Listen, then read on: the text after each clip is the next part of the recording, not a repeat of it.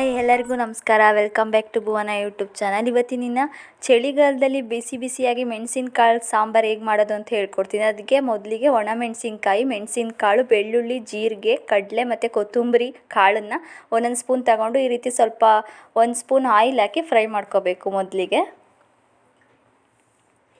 ಇದೆಲ್ಲ ನೀಟಾಗಿ ಫ್ರೈ ಆಗ್ತಿದ್ದಂಗೆ ಒಂದು ಜಾರ್ಗೆ ಇದನ್ನೆಲ್ಲ ಹಾಕ್ಕೊಳ್ಬೇಕು. ಅದಕ್ಕಿಂತ ಮುಂಚೆನೇ ಬಿಫೋರಾಗಿ ಹುಣಸೆ ಹಣ್ಣನ್ನ ಸ್ವಲ್ಪ ತೊಳೆದಿಟ್ಕೊಂಡು ನೆನೆಸಿಟ್ಕೊಂಡಿದ್ದೀವಿ. ನೋಡಿ, ಇವಾಗ ಜಾರ್ಗೆನೇ ಇದು ಫ್ರೈ ಮಾಡ್ಕೊಂಡಿರೋದು ಮತ್ತು ಕೊತ್ತಂಬರಿ ಸೊಪ್ಪನ್ನ ಹಾಕಿ ಈ ರೀತಿಯಾಗಿ ಮಿಶ್ರಣ ರೆಡಿಯಾಗಿದೆ. ಆಮೇಲಿಂದ ಒಗ್ಗರಣೆಗೆ 1 ಸ್ಪೂನ್ ಆಯಿಲ್ ಹಾಕಿ ಮೆಣಸಿನ್ಕಾಯಿ, ಜೀರಿಗೆ, ಸಾಸಿವೆ, ಕರಿಬೇವು ಹಾಕಿ ಚೆನ್ನಾಗಿ ಫ್ರೈ ಮಾಡ್ಕೋಬೇಕು. ಇದು ಫ್ರೈ ಆಗ್ತಿದ್ದಂಗೆ ಹುಣಸೆ ಹುಳಿನ ಹಿಂಡಿ ಇದಕ್ಕೆ ಮತ್ತು ರುಬ್ಬಿಟ್ಕೊಂಡಿರೋ ಮಿಶ್ರಣನ ಆ್ಯಡ್ ಮಾಡಿದ್ರೆ ಬಿಸಿ ಬಿಸಿಯಾಗಿ ರುಚಿಗೆ ತಕ್ಕಷ್ಟು ದಪ್ಪ ಉಪ್ಪನ್ನು ಹಾಕಿ ಎಷ್ಟು ಬೇಕೋ ಅಷ್ಟು ಕ್ವಾಂಟಿಟಿ ಸಾಂಬಾರು ರೆಡಿ ಮಾಡಿಕೊಂಡ್ರೆ ಬಿಸಿ ಬಿಸಿಯಾದ ಮೆಣಸಿನಕಾಳು ಸಾಂಬಾರು ರೆಡಿ ಆಗುತ್ತೆ. ಇದು ಏನಾದರೂ ಕೆಮ್ಮಾದಾಗೂ ಒಳ್ಳೆ ಆರೋಗ್ಯವಾದ ಸಾಂಬಾರು ಅಂತಲೇ ಹೇಳ್ಬೋದು. ಒಳ್ಳೆ ಚೆನ್ನಾಗಾಗುತ್ತೆ.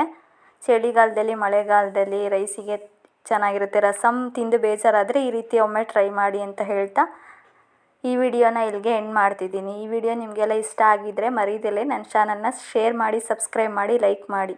Thank you.